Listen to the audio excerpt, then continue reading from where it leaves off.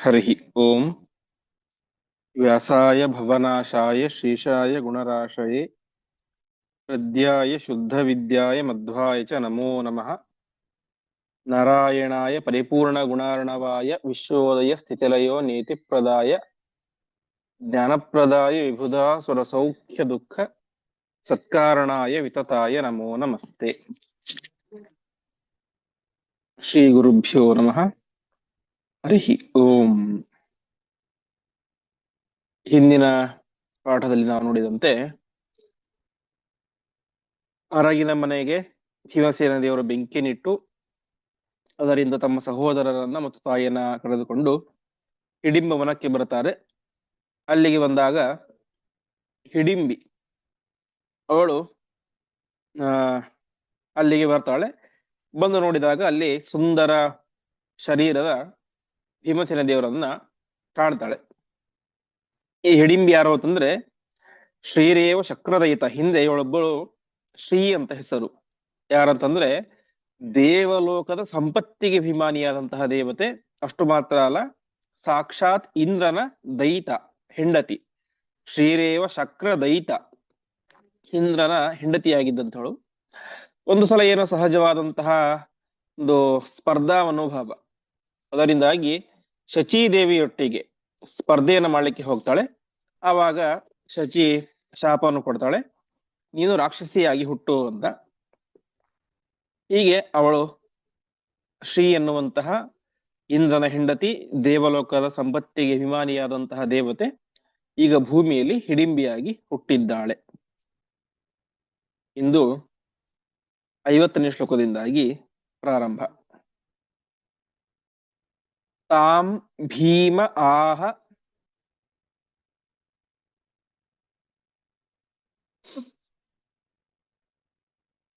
ಕಮನೀಯ ತನುಂನ ಪೂರ್ವಂ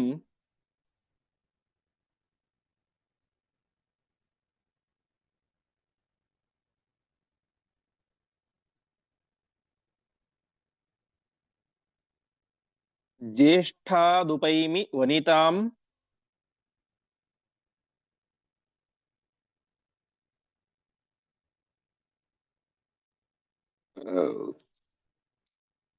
ನಹಿ ಧರ್ಮ ಏಷಃ.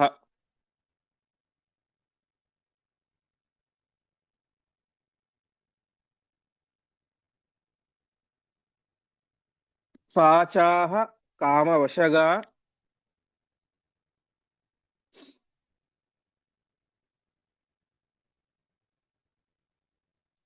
ಪುನರೇತದೇವ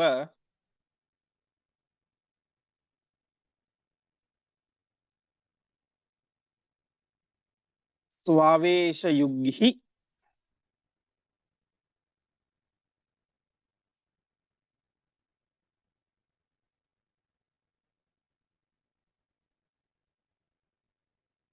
ಮರುದಗ್ರೆ ಪರಿಗ್ರಹಸ್ಯ.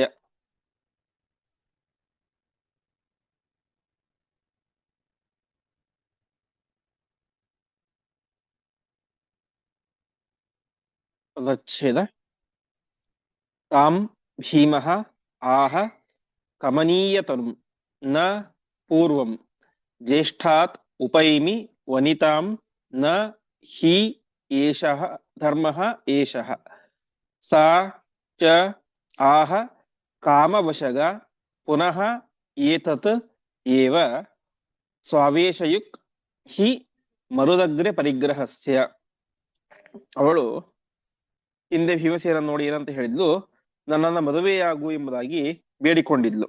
ಯಾಕೆ ಅಂದ್ರೆ ನಿಜಾಂ ತನುಂ ಪ್ರಾಪ್ತಂ, ತಾನು ಭೀಮಸೇನನ ಮದುವೆಯಾಗಿ ಅವರೊಟ್ಟಿಗೆ ಪ್ರಣಯವನ್ನ ಮಾಡಿದರೆ, ಸಂಘವನ್ನು ಮಾಡಿದರೆ ತನ್ನ ನಿಜ ಸ್ವರೂಪ ಅವಳಿಗೆ ಸಿಗುತ್ತೆ, ಅಂದ್ರೆ ಪುನಃ ಅಪ್ಸರಾ ಸ್ತ್ರೀ ಆಗ್ತಾಳೆ ಎನ್ನುವಂತ ಹಿನ್ನೆಲೆಯಲ್ಲಿ ಆ ನನ್ನ ಪತಿಯಾಗುವಂತ ಬೇಡಿಕೊಂಡಿದ್ಲು. ಅಂತಹ ಕಮನೀಯ ತನು, ಕಮನೀಯ ಅಂದ್ರೆ ಅತ್ಯಂತ ಸುಂದರ, ಆಕರ್ಷಣೀಯವಾದಂತಹ ಅಂತ ಆಕರ್ಷಣೀಯ ಶರೀರ ಇರುವಂತಹ ಆ ಒಂದು ಹಿಡಿಂಬೆಯನ್ನು ಕುರಿತು ಭೀಮಃ ಆಹ, ಭೀಮಸೇನ ದೇವರು ಹೇಳ್ತಾ ಇದ್ದಾರೆ. ಏನಂತ? ಜ್ಯೇಷ್ಠಾತ್, ನನ್ನ ಜ್ಯೇಷ್ಠನಾದಂತಹ, ಹಿರಿಯನಾದಂತಹ, ಅಣ್ಣನಾದಂತಹ ಯುಧಿಷ್ಠಿರ ಇದ್ದಾನೆ. ಯುಧಿಷ್ಠಿರನಿಗೆ ಇನ್ನು ಮದುವೆಯಾಗಿಲ್ಲ. ಹಾಗಾಗಿ ಜ್ಯೇಷ್ಠಾತ್ ಪೂರ್ವಂ, ನನ್ನ ಅಣ್ಣನಾದಂತಹ ಯುಧಿಷ್ಠಿರನಿಗಿಂತ ಮುಂಚೆ ನಾನು ವನಿತಾಂ ನ ಉಪೈಮಿ. ವನಿತಾ ಅಂದ್ರೆ ಹೆಣ್ಣು, ನಾನು ಒಂದು ಹೆಣ್ಣನ್ನ ಮದುವೆ ಆಗೋದಿಲ್ಲ. ಯಾಕೆ? ಏಷಃ ನ ಧರ್ಮ, ಅದು ಧರ್ಮವೂ ಅಲ್ಲ. ಹಿರಿಯರೇ ಮೊದಲು ಮದುವೆಯಾಗಬೇಕು, ನಂತರ ಕಿರಿಯರು ಮದುವೆಯಾಗಬೇಕು. ಹಾಗಾಗಿ ಅದು ಧರ್ಮವಲ್ಲ. ಹಾಗಾಗಿ ನಾನು ನಿನ್ನನ್ನು ಮದುವೆ ಆಗೋದಿಲ್ಲ ಅಂತ ಭೀಮಸೇನ ದೇವರು ನಿರಾಕರಣೆ ಮಾಡಿದರು. ಅಷ್ಟಾದರೂ ಕೂಡ ಸಾ ಕಾಮವಶಗ, ಅವಳು ಕಾಮಕ್ಕೆ ವಶಳಾಗಿ ಬಿಟ್ಟಿದ್ಲು. ಆ ಭೀಮಸೇನ ದೇವರ ಸುಂದರವಾದಂತಹ ಅದ್ಭುತವಾದಂತಹ ರೂಪವನ್ನು ನೋಡಿ ಕಾಮವಶಳಾಗಿ ಅವಳೇನ್ ಮಾಡ್ತಾ ಇದ್ದಾಳೆ, ಪುನಃ ಏತದೇವಾಹ, ಮತ್ತೆ ಮತ್ತೆ ಅದನ್ನೇ ಹೇಳ್ತಾ ಇದ್ದಾಳೆ, ಭೀಮಾ ನೀನೇ ಮಾಡ್ತೀಯ ಗೊತ್ತಿಲ್ಲ, ನನ್ನ ಮದುವೆ ಆಗು, ನನ್ನ ಮದುವೆ ಆಗು ಅಂತ ಪುನಃ ಪುನಃ ಒಂದು ಭೀಮಸೇನ ದೇವರ ರೂಪಕ್ಕೆ ಮನಸೋತು ಅವಳು ಆ ಮಾತನ್ನ ಹೇಳ್ತಾ ಇದ್ದಾಳೆ. ಆ ರೀತಿಯಾಗಿ ಅವಳು ಯಾಕೆ ಮತ್ತೆ ಮತ್ತೆ ಹೇಳ್ತಾ ಇದ್ದಾಳೆ ಅಂತಂದ್ರೆ, ಅದಕ್ಕೆ ಆಚಾರ್ಯ ಹೇಳ್ತಾ ಇದ್ದಾರೆ, ಮರುದಗ್ರೆ ಪರಿಗ್ರಹಸ್ಯ. ಮರುದಗ್ರೆ ಅಂದ್ರೆ ವಾಯುದೇವರು, ಅವರ ಪರಿಗ್ರಹ, ಪರಿಗ್ರಹ ಅಂದ್ರೆ ಹೆಂಡತಿ. ಮಂಗಳಾಷ್ಟಕದಲ್ಲಿ ಹೇಳುವಂತೆ ಲಕ್ಷ್ಮೀ ಯಸ್ಯ ಪರಿಗ್ರಹ ಅಂತ ಹೇಳ್ತಾರೆ. ಪರಿಗ್ರಹ ಅಂದ್ರೆ ಹೆಂಡತಿ. ಹೀಗೆ ಮರುದಗ್ರೆ ಪರಿಗ್ರಹಸ್ಯ, ವಾಯುದೇವರ ಪತ್ನಿಯಾದಂತಹ ಅರ್ಥಾತ್ ಭಾರತೀ ದೇವಿಯ ಸ್ವಾವೇಶಯುಕ್, ಸು ಆವೇಶ, ಉತ್ತಮ ಆವೇಶ ಅಂದ್ರೆ ಭಾರತೀ ದೇವಿ ಆವೇಶ ಅವಳಲ್ಲಿ ಇತ್ತು. ಆ ಒಂದು ಕಾರಣದಿಂದಾಗಿ ಅವಳು ಮತ್ತೆ ಮತ್ತೆ ಭೀಮಸೇನ ದೇವರು ನಿರಾಕರಣೆ ಮಾಡ್ತಾ ಇದ್ರೂ ಕೂಡ ನನ್ನನ್ನು ಮದುವೆ ಆಗು, ನನ್ನನ್ನು ಮದುವೆ ಆಗುತ್ತೆ ಮತ್ತೆ ಪುನಃ ಹೇಳ್ತಾ ಇದ್ಲು. ಅದಕ್ಕೆ ಕಾರಣ ಏನು ಅಂತಂದ್ರೆ ಅವಳ ಒಳಗಡೆ ಭಾರತೀ ದೇವಿಯ ವಿಶೇಷ ಆವೇಶ ಇತ್ತು. ಅದಕ್ಕೋಸ್ಕರ ಅವಳು ಆ ರೀತಿಯಾಗಿ ಹೇಳ್ತಾ ಇದ್ಲು. ಮುಂದೆ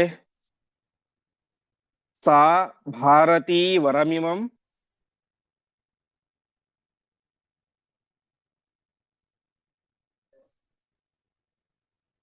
ಪ್ರದದಾದ ಮುಷ್ಯೈ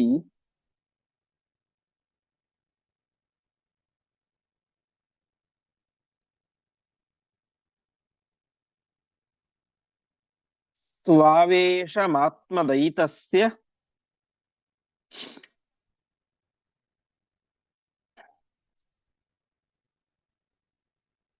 ಚ ಸಂಗಮೇನ.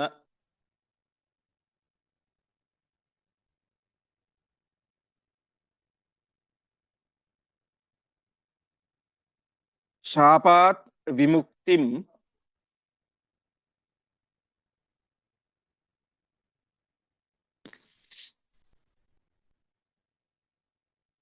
ಅತಿ ತೀವ್ರ ತಪಃ ಪ್ರಸನ್ನ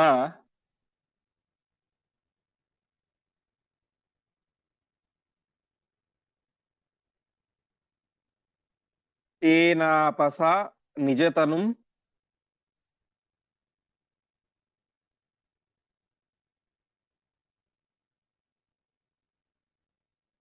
ಪವಮಾನ ಸೂನೋಹೋ.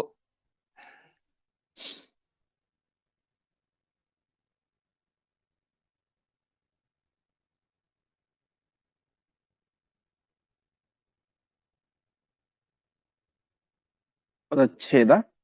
ಸಾ ಭಾರತಿ ವರಂ ಇಮಂ ಪ್ರದದಾತ್ ಅಮುಷ್ಯೈ ಸ್ವಾವೇಶಂ ಆತ್ಮದೈತಸ್ಯ ಚ ಸಂಗಮೇನ ಶಾಪಾತ್ ವಿಮುಕ್ತಿಂ ಅತಿ ತೀವ್ರ ತಪಃ ಪ್ರಸನ್ನ ತೇನ ಆಪ ಸಾ ನಿಜತನುಂ ಪವಮಾನ ಸೂನೋಹೋ. ಹಿಂದೆ ಹೇಳಿದಂತೆ ಸ್ವಾವೇಶ ಯುಗ್ಧಿ ಮರುದಗ್ರೆ ಪರಿಗ್ರಹಸ್ಯ, ವಾಯುದೇವರ ಪತ್ನಿಯಾದಂತಹ ಭಾರತೀ ದೇವಿಯ ಆವೇಶ ಅವಳಲ್ಲಿ ಇತ್ತು ಅಂತ. ಅವಳಲ್ಲಿ ಯಾಕೆ ಭಾರತೀ ದೇವಿ ಆವೇಶ ಬಂತು ಅಂತಂದ್ರೆ ಅದಕ್ಕೆ ಹೇಳ್ತಾ ಇದ್ದಾರೆ, ಹಿಂದೆ ಅವಳಿಗಿನ ಶಾಪ ಬಂತಲ್ಲ, ಅಂದ್ರೆ ಶಚೀದೇವಿ ನೀನು ರಾಕ್ಷಸಿಯಾಗಂತ ಶಾಪ ಕೊಟ್ಲು. ಶಾಪ ಕೊಟ್ಟಾಗ ಅವಳೇನ್ ಮಾಡಿದಳು, ಅತಿ ತೀವ್ರ ತಪಃ ಪ್ರಸನ್ನ, ಅತ್ಯಂತ ತೀವ್ರವಾದಂತ ತಪಸ್ಸನ್ನ ಮಾಡಿದ್ಲು. ಯಾರನ್ನು ಕುರಿತು? ಭಾರತೀ ದೇವಿಯನ್ನ ಕುರಿತು. ಭಾರತೀ ದೇವಿಯನ್ನು ಕುರಿತು ತಪಸ್ಸು ಮಾಡಿದಾಗ ಆ ಭಾರತೀ ದೇವಿ ಇಮಂ ವರಂ, ಈ ವರವನ್ನ ಅಮುಷ್ಯೈ ಪ್ರದದಾತ್, ಇವಳಿಗೆ ಕೊಟ್ಟಳು. ಅಂದ್ರೆ ಭಾರತೀ ದೇವಿ ಆ ಶ್ರೀಗೆ, ಹಿಡಿಂಬೆಯ ಮೂಲ ರೂಪದ ಸ್ತ್ರೀಗೆ ವರವನ್ನ ಕೊಟ್ಲು. ಏನಂತ? ಸ್ವಾವೇಶಂ, ನಿನ್ನಲ್ಲಿ ನನ್ನ ಆವೇಶ ಇರುತ್ತೆ. ನೀನು ರಾಕ್ಷಸಿಯಾಗಿ ಹುಟ್ಟಿದಾಗ ನನ್ನ ಆವೇಶ ನಿನ್ನಲ್ಲಿ ಇರುತ್ತೆ. ಆತ್ಮದೈತಸ್ಯ ಚ ಸಂಗಮೇನ ಶಾಪಾದ್ವಿಮುಕ್ತಿ. ದೈತ ಅಂದ್ರೆ ಹೆಂಡತಿ, ದೈತ ಅಂದ್ರೆ ಗಂಡ. ಆತ್ಮದೈತ ಅಂದ್ರೆ ನನ್ನ ಗಂಡನ ಸಂಗಮೇನ, ಸಂಗ ನಿನಗೆ ಆದಾಗ ಶಾಪಾದ್ವಿಮುಕ್ತಿ, ನಿನ್ನ ಶಾಪ ಪರಿಹಾರ ಆಗುತ್ತೆ ಎಂಬುದಾಗಿ ವರವನ್ನ ಆ ಭಾರತೀ ದೇವಿ ಕೊಟ್ಟಿದ್ಲು. ಹಾಗಾಗಿ ಅವಳೇನ್ ಮಾಡ್ತಾ ಇದ್ದಾಳೆ, ನಿಜ ತನ್ನ ಶರೀರವನ್ನು ಪಡೆಯಲಿಕ್ಕೋಸ್ಕರ, ತನ್ನ ನಿಜವಾದಂತ ಸ್ವರೂಪವನ್ನು ಪಡೆಯಲಿಕ್ಕೋಸ್ಕರ ಅವಳು ಪವಮಾನ ಸೂನೋಹೋ ಆಹಾ ಆವ ಆ ಭೀಮಸೇನ ದೇವರು ಮತ್ತೆ ಮತ್ತೆ ಕೇಳ್ತಾ ಇದ್ದಾಳೆ ಅಂತ. ಒಟ್ಟು ತಾತ್ಪರ್ಯ ಎಷ್ಟು, ಯಾವಾಗ ಶಚೀದೇವಿ ಆ ಶ್ರೀಗೆ ಶಾಪವನ್ನು ಕೊಟ್ಟಳು ರಾಕ್ಷಸಿಯಾಗಿ ಹುಟ್ಟು ಅಂತ, ಅವಳಿಗೆ ರಾಕ್ಷಸ ಶರೀರ ಹೋಗಬೇಕು. ಹಾಗಾಗಿ ಅವಳೇನ್ ಮಾಡಿದಳು, ಭಾರತೀ ದೇವಿ ಕುರಿತು ತಪಸ್ಸನ್ನ ಮಾಡ್ತಾಳೆ. ಆವಾಗ ಭಾರತೀ ದೇವಿ ವರವನ್ನು ಕೊಡ್ತಾಳೆ, ಮುಂದೆ ನನ್ನ ಪತಿ ಭೀಮಸೇನಾಗಿ ಹುಡ್ತಾರೆ, ನಾನು ದ್ರೌಪದಿಯಾಗಿ ಹುಡ್ತೇನೆ, ಆವಾಗ ನೀನು ಹಿಡಿಂಬಿಯಾಗಿ ಹುಟ್ಟುವಂತೆ. ಆವಾಗ ನಿನ್ನಲ್ಲಿ ನನ್ನ ಆವೇಶ ಇರುತ್ತೆ, ನನ್ನ ಆವೇಶ ಇದ್ದ ಪ್ರಯುಕ್ತ ನೀನು ನನ್ನ ಪತಿಯ ಸಂಘ, ಭೀಮಸೇನ ದೇವರ ಸಂಘವನ್ನು ಮಾಡುವಂತಹ ಪ್ರಸಂಗ ಬರುತ್ತೆ. ಯಾವಾಗ ನನ್ನ ಪತಿಯ ಸಂಘ ನಿನಗೆ ಆಗುತ್ತೋ ಆವಾಗ ನಿನ್ನ ಶಾಪ ವಿಮೋಚನೆ ಆಗುತ್ತೆ ಅಂತ ವರವನ್ನು ಕೊಟ್ಟಿದ್ಲು.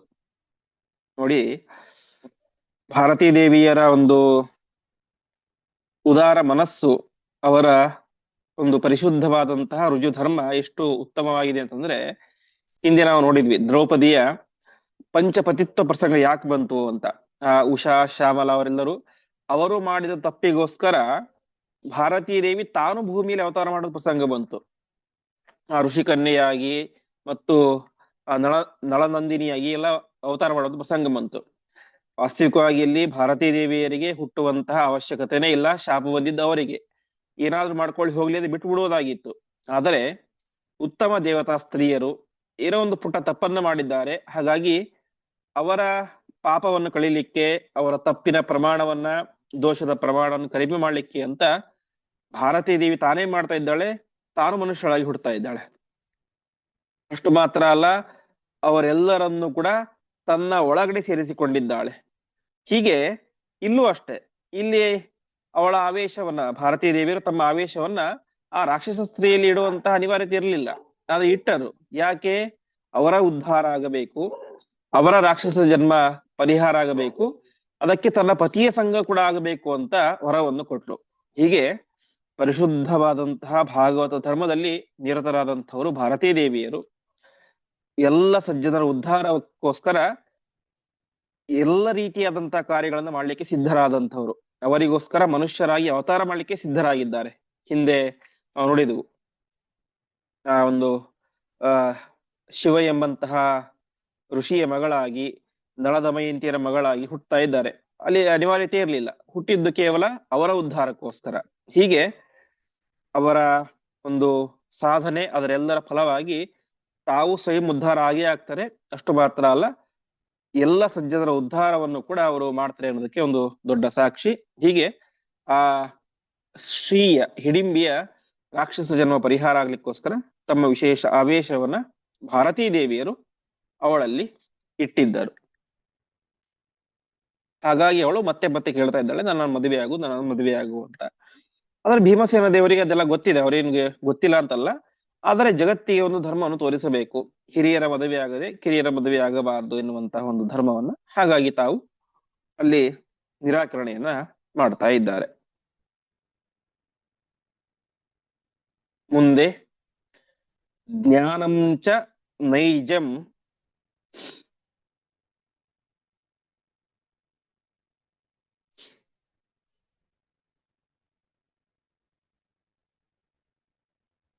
ಅಭಿದರ್ಶಯಿತುಂ ಪುನಶ್ಚ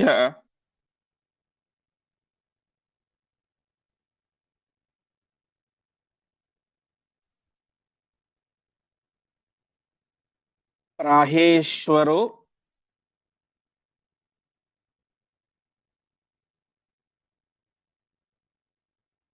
ಅಖಿಲ ಜಗದ್ಗುರುರಿಂದಿರೇಶಃ.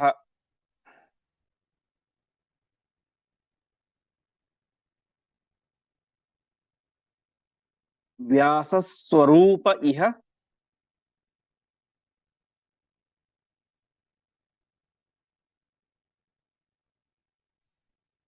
चेत्य परश्व एव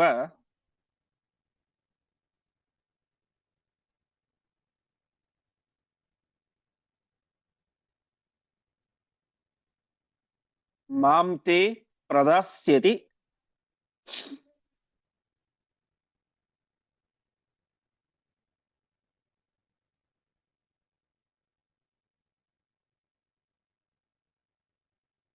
तदा प्रकरोषि मेर्थ्यम्।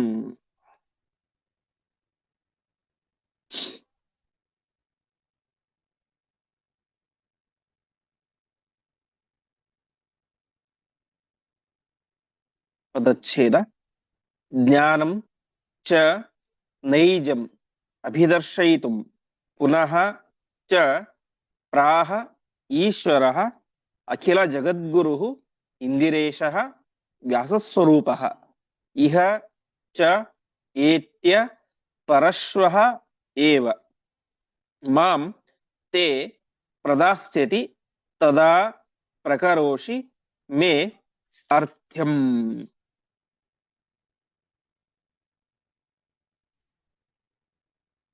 ಇಲ್ಲಿಯ ತನಕ ತಾನೊಬ್ಬ ರಾಕ್ಷಸಿ ಅಂತ ಮತ ತೋರಿಸ್ತಾ ಇದ್ಲು ಯಾರು, ಹಿಡಿಂಬಿ. ಈಗ ಹೇಳ್ತಾ ಇದ್ದಾಳೆ, ನಾನು ಬರೀ ರಾಕ್ಷಸಿ ಅಲ್ಲ, ನೈಜಂ ಜ್ಞಾನ, ನನಗೆ ಉತ್ತಮವಾದಂತಹ ದಿವ್ಯ ಜ್ಞಾನ ಇದೆ.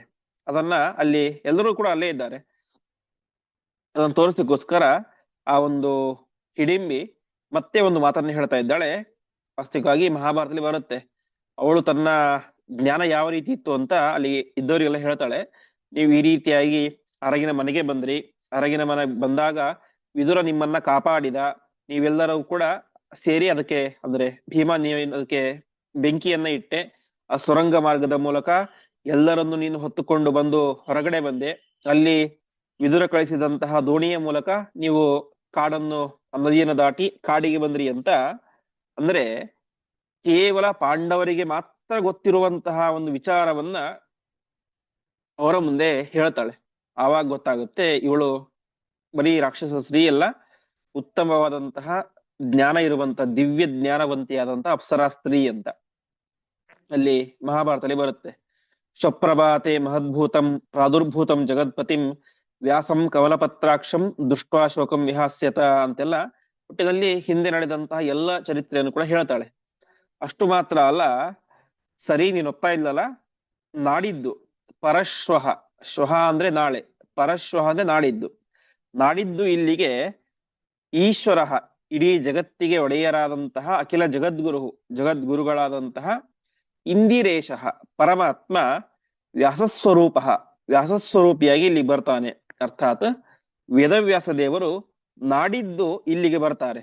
ಇಲ್ಲಿಗೆ ನಾವಿಲ್ಲಿ ವಾಸವಾಗಿರುವಂತಹ ಸ್ಥಳಕ್ಕೆ ಇಲ್ಲಿಗೆ ಬಂದು ಅವ್ರು ಏನ್ ಮಾಡ್ತಾನೆ, ಮಾಂ ತೇ ಪ್ರದಾಸ್ಯತಿ, ಮಾಮನ್ನ ನನ್ನನ್ನ, ತೇ ನಿನಗೆ ಪ್ರದಾಸ್ಯತಿ ಕೊಡ್ತಾರೆ. ಅರ್ಥಾತ್ ನಾನು ಹೇಳಿದಂತಹ ಮಾತನ್ನು ನೀನು ಒಪ್ತಾ ಇಲ್ಲ, ಹಾಗಾಗಿ ನಿನ್ಗೆ ಯಾರು ಹೇಳಿದ್ರೆ ಒಪ್ತೀಯಾ, ಪರಮಾತ್ಮ ಹೇಳಿದ್ರೆ ಒಪ್ತೀಯ.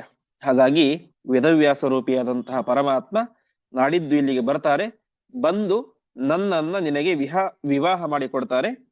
ಅವರು ಹೇಳಿದಾಗ ನೀನೇನ್ ಮಾಡ್ತೀಯ, ಮೇ ಅರ್ಥ್ಯಂ ಪ್ರಕರೋಷಿ, ಅರ್ಥ್ಯ ಅಂದ್ರೆ ಬಯಸಿದ್ದು, ನನ್ನ ಬಯಕೆಯನ್ನು ನೀನು ಅವಾಗ ಈಡೇರಿಸ್ತೀಯ ಅಂತ. ಹೀಗೆ ಭೀಮಸೇನ ದೇವರ ಮುಂದೆ ತನ್ನ ಒಂದು ವಿಶಿಷ್ಟವಾದಂತಹ ಜ್ಞಾನವನ್ನ ತೋರಿಸ್ಕೊಳ್ತಾ ಇದ್ದಾಳೆ ಆ ಹಿಡಿಂಬಿ. ಒಟ್ಟಿನಲ್ಲಿ ಅವಳು ಹೇಳಿದಳು, ಸರಿ ನಾನೇ ಫೋರ್ಸ್ ಮಾಡೋದಿಲ್ಲ ನಿನಗೆ, ವೇದವ್ಯಾಸ ದೇವರು ಬರ್ತಾರೆ, ಅವರೇ ಹೇಳ್ತಾರೆ, ಅವರೇ ನನ್ನನ್ನು ನಿನಗೆ ಪಾಣಿಗ್ರಹಣ ಮಾಡಿಸಿ ಕೊಡ್ತಾರೆ ಅಂತ ಆ ಒಂದು ತನ್ನ ಅದ್ಭುತವಾದಂತಹ ಜ್ಞಾನವನ್ನ, ಮುಂದೆ ಆಗಲಿರುವಂತಹ ಭವಿಷ್ಯ ಜ್ಞಾನವನ್ನ ಆ ಹಿಡಿಂಬಿಯಲ್ಲಿ ತಿಳಿಸ್ತಾ ಇದ್ದಾಳೆ. ಮುಂದೆ ಕಾಲೇ ತದೈವ ಕುಪಿತಃ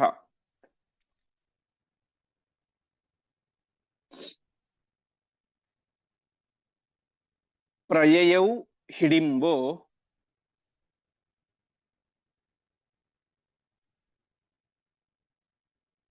ಭೀಮಂ ನಿಹಂತುಮಪಿ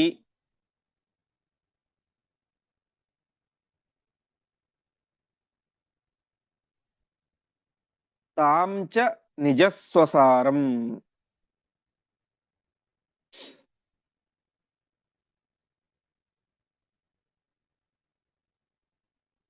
ಭಕ್ಷಾರ್ಥಮೇವ ಹಿ ಪುರಾ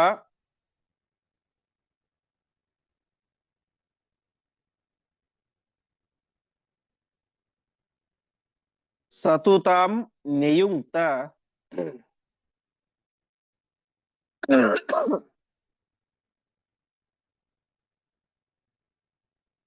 ನೇತುಂ ಚ ತಾನಥ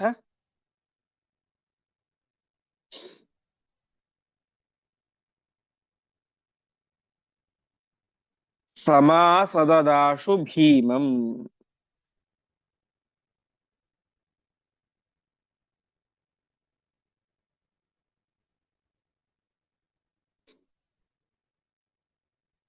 ಅದಚ್ಛೇದ ಕಾಲೇ ತದಾ ಏವ ಕುಪಿತಃ ಪ್ರಯಯೌ ಹಿಡಿಂಬಃ ಭೀಮಂ ನಿಹಂತುಂ ಅಪಿ ತಾಂ ಚ ನಿಜಸ್ವಸಾರಂ ಭಕ್ಷಾರ್ಥಂ ಏವ ಹಿ ಪುರಾ ಸಹ ತು ತಾಂ ನಿಯುಂಕ್ತೆ ನೇತುಂ ಚ ತಾನ್ ಅಥ ಸಮಾಸದತ್ ಆಶು ಭೀಮಂ. ಇತ್ತ ಕಡೆ ಹಿಡಿಂಬ ಕಾಯ್ತಾ ಇದ್ದಾನೆ. ನಾನು ಆ ಮನುಷ್ಯರನ್ನ ತೆಗೆದುಕೊಂಡು ಬಾ, ಹಿಡಿದುಕೊಂಡು ಬಾ ಅಂತ ಹಿಡಿಂಬಿಗೆ ಕಳಿಸಿದೆ, ತನ್ನ ತಂಗಿಗೆ. ಅವಳು ನೋಡಿ ಎಷ್ಟೊತ್ತಾದ್ರೂ ಬರ್ತಾ ಇಲ್ಲ ಅಲ್ಲ ಅಂತ ಅಲ್ಲಿಗೆ ಬರ್ತಾರೆ. ಬಂದು ನೋಡಿದರೆ ಅವಳು ಭೀಮನನ್ನ ನನ್ನನ್ನು ಮದುವೆ ಆಗೋದು ಕೇಳ್ಕೊಳ್ತಾ ಇದ್ದಾಳೆ. ಹಿಡಿಂಬ ಯೋಚನೆ ಮಾಡ್ತಾ ಇದ್ದ, ನಾನು ಇವಳನ್ನ ಕಳಿಸಿದ್ದು ಅವರನ್ನ ಕೊಂದು ತಿನ್ಲಿಕ್ಕೆ ತಗೊಂಬ ಅಂತ. ಅವಳು ನೋಡಿದರೆ ಮದುವೆಯ ಬಗ್ಗೆ ಮಾತಾಡ್ತಾ ಇದ್ದಾಳೆ. ಭಾರಿ ಸಿಟ್ಟು ಬರುತ್ತೆ. ಹೀಗೆ ತದೈವ ಕುಪಿತಃ, ಭಾರಿ ಸಿಟ್ಟಿಗೆ ಬಂದಂತಹ ಆ ಹಿಡಿಂಬ ಭೀಮಂ ನಿಜ ಸ್ವಸಾರಂ, ಭೀಮಸೇನ ದೇವರನ್ನ ಮತ್ತು ನಿಜ ಸ್ವಸಾರ ಅಂದ್ರೆ ತನ್ನ ತಂಗಿಯಾದಂತಹ ಹಿಡಿಂಬೆಯನ್ನ ಇಬ್ಬರನ್ನು ಕೂಡ ಭಕ್ಷ ನಿಹಂತಂ ಕೊಲ್ಲಬೇಕು ಅಂತ ನಿಶ್ಚಯ ಮಾಡಿದ. ಯಾಕೆಂದ್ರೆ ಹಿಂದೆ ಹೇಳಿದಂತೆ ಭಕ್ಷಾರ್ಥಮೇವ, ಅವರನ್ನ ಕೊಂದು ತರಬೇಕು ಅಂತ ಹೇಳಿದರೆ ಅವಳು ಮದುವೆ ಬಗ್ಗೆ ಮಾತಾಡ್ತಾ ಇದ್ದಾಳೆ ಅಂತ ಅವನೇನ್ ಮಾಡಿದ, ಆ ಭೀಮಸೇನ ದೇವರನ್ನ ಮತ್ತು ಹಿಡಿಂಬೆಯನ್ನ ಇಬ್ಬರನ್ನು ಕೂಡ ಕೊಲ್ಲಬೇಕು ಅಂತ ಹೊರಟ. ಸಾ ಭೀಮಮೇವ ಶರಣಂ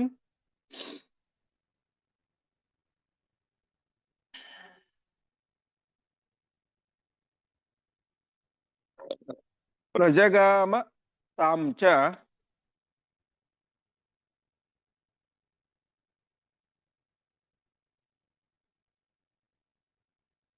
ಭ್ರಾತೃಂಶ್ಚ ಮಾತರಮಥ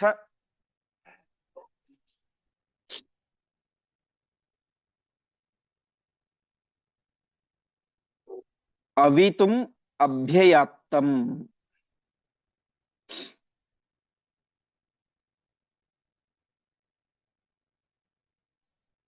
ಭೀಮಃ ಸುದೂರಮಪಕೃಷ್ಯ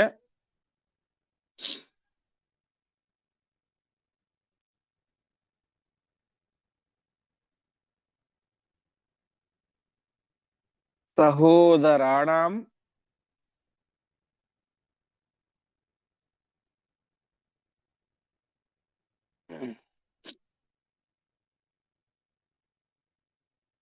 ನಿದ್ರಾ ಪ್ರಭಂಗ ಭಯತಃ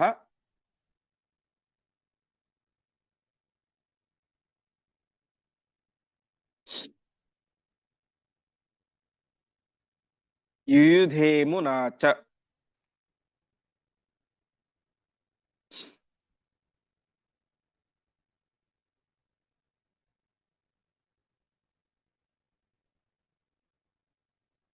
ಪದಚ್ಛೇದ ಸ ಭೀಮಂ ಏವ ಶರಣಂ ಪ್ರಜಗಾಮ ತಾಂ ಚ ಭ್ರಾತೃನ್ ಚ ಮಾತರಂ ಅಥ ಅವಿತುಂ ಅಭ್ಯಯಾತ್ ತಂ ಭೀಮಃ ಸುದೂರಂ ಅಪಕೃಷ್ಯ ಸಹೋದರಾಣಾಂ ನಿದ್ರಾ ಪ್ರಭಂಗ ಭಯತಃ ಯುಯುಧೆ ಅಮುನಾ ಚ.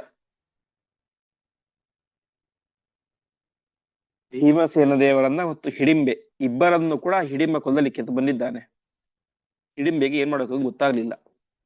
ತಕ್ಷಣ ಅವಳು ಭೀಮಮೇವ ಶರಣಂ ಜಗಾಮ, ಭೀಮ ನೀವೇ ನನ್ನನ್ನು ರಕ್ಷಣೆ ಮಾಡ್ಬೇಕು ಅಂತ ಭೀಮಸೇನ ದೇವರ ಹತ್ತಿರ ಶರಣ ಹೋಗ್ತಾ ಇದ್ದಾಳೆ.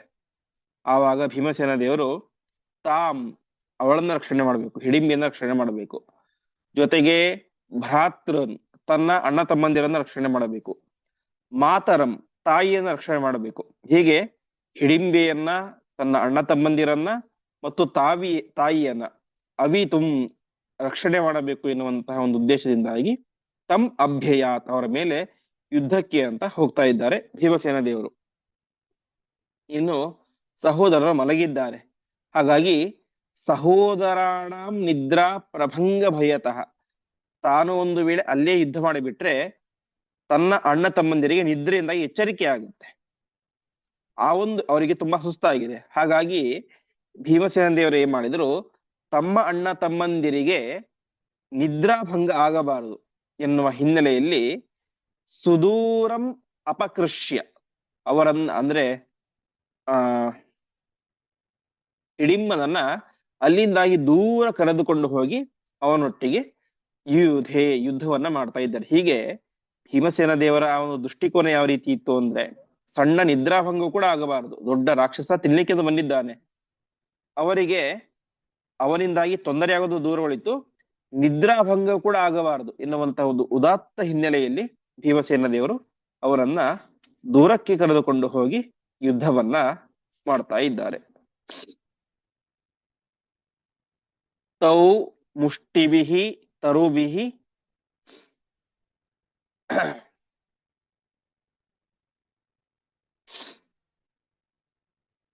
ಅಶ್ಮಭಿರದ್ರಿಭಿಶ್ಚ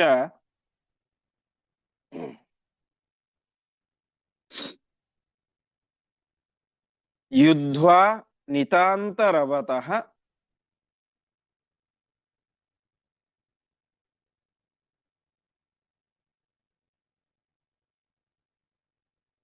ಪ್ರತಿಬೋಧಿತಾಂಸ್ತಾನ್.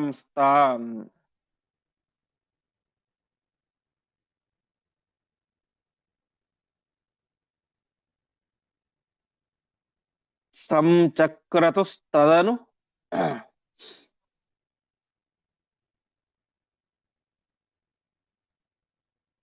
ಸೋದರ ಸಂಭ್ರಮಂ ತಂ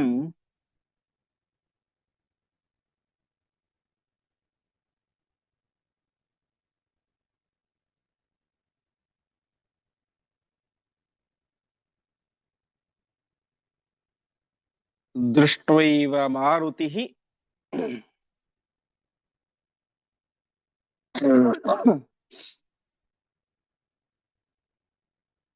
ಅಹನ್ ಉರಸಿ ಸ್ಮ ರಕ್ಷಃ.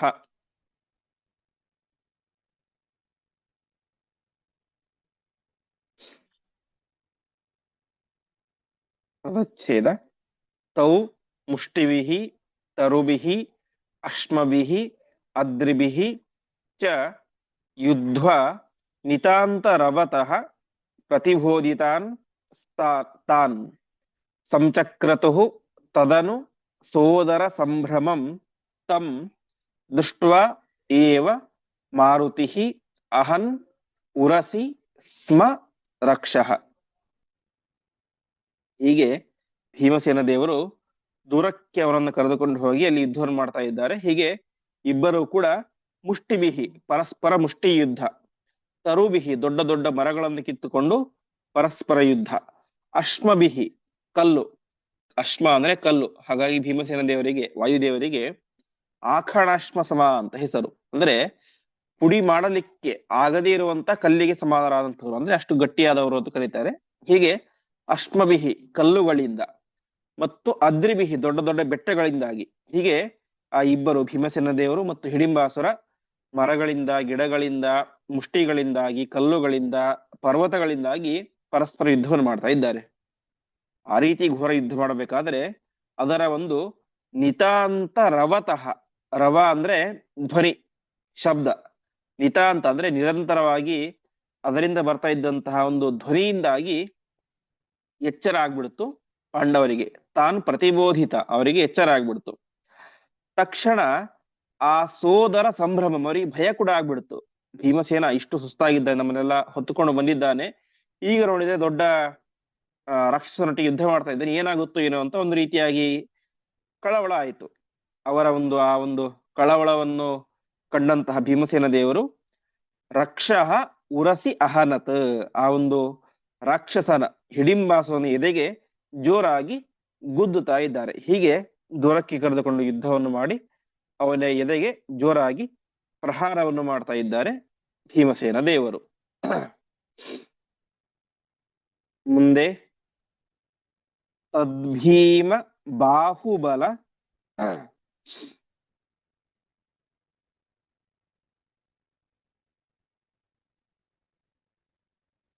ತಾಡಿತ ಮೀಶ ವಾಕ್ಯಾತ್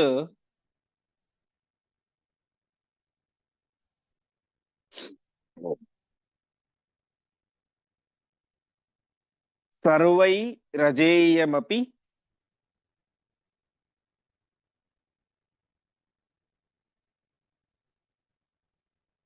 ಭೂಮಿತಲೆ ಪಪಾತ.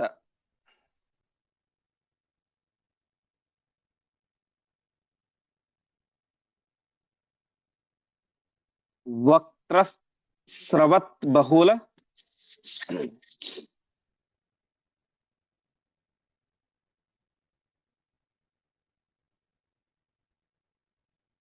ಶೋಣಿತ ಮಾಪ ಮೃತ್ಯುಂ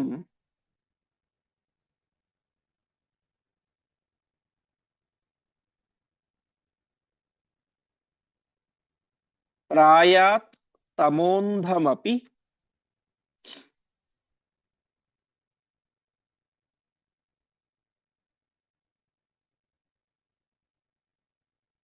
ನಿತ್ಯಮಥ ಕ್ರಮೇಣ.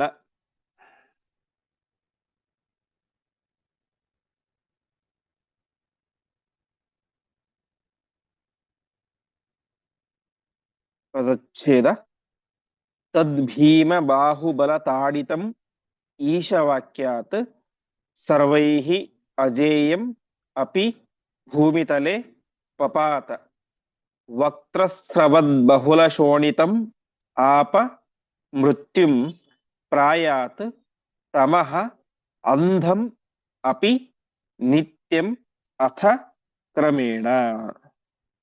ಹೀಗೆ ಭೀಮ ಬಾಹುಬಲ ತಾಡಿತ, ಭೀಮಸೇನ ದೇವರ ಆ ಮುಷ್ಟಿಯೇಟಿನಿಂದಾಗಿ ಹೊಡೆಸಿಕೊಂಡಂತಹ ಹಿಡಿಂಬ ಅವರೆಂಥವನು, ಈಶವಾಕ್ಯಾತ ಸರ್ವೈಹಿ ಅಜೇಯಂ, ರುದ್ರದೇವರ ವರದಿಂದಾಗಿ ಎಲ್ಲರಿಗೂ ಅಜೇಯನಾಗಿದ್ದ.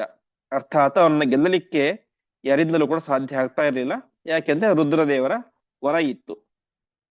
ಅಂತಹ ಆ ಹಿಡಿಂಬನನ್ನ ಭೀಮಸೇನ ದೇವರು ತಮ್ಮ ಮುಷ್ಟಿಯೇಟಿನಿಂದಾಗಿ ಹೊಡೆದು ಭೂಮಿ ತಲೆ ಪಪಾತ, ಭೂಮಿಯ ಮೇಲೆ ಬೀಳಿಸ್ತಾ ಇದ್ದಾರೆ.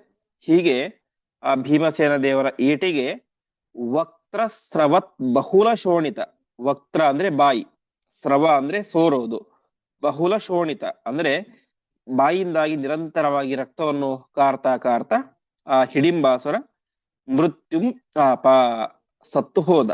ಹೀಗೆ ಹಿಡಿಂಬಾಸುರನ ಸಂಹಾರವನ್ನ ಭೀಮಸೇನ ದೇವರು ಮಾಡ್ತಾ ಇದ್ದಾರೆ. ಆ ಹಿಡಿಂಬಾಸುರ